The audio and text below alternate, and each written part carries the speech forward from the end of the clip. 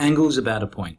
Okay, so for these kinds of problems, we have to bear in mind that a circle is 360 degrees, and that when you have this kind of setup here, you can see that we are talking about the full 360 degrees.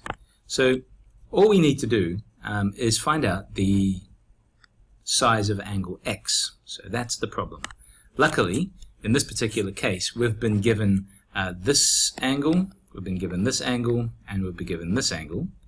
And so if we were to add what we know up and subtract it from the full circle, we would indeed get this angle, the missing angle, because this angle plus this angle plus this angle will make a full circle.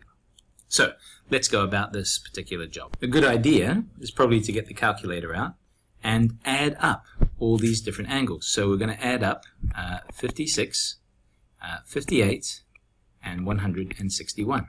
So you can do it by hand, in which case we get 15, and we get 1117, and we get 275, or use your calculator. One of the two, it doesn't really matter. And we're going to be subtracting 275, so this is the known number of degrees, okay? And we'll be left with, so this is the total number of degrees that we're talking about, which is the circle.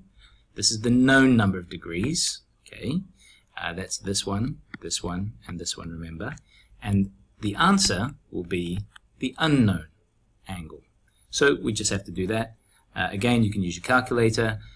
If we're going to do it by hand, I borrow from here to make that 10. So 10 minus 5 is 5. 5 minus 7 I can't do, so borrow from here. And this becomes 8. And the answer is x equals 85 degrees.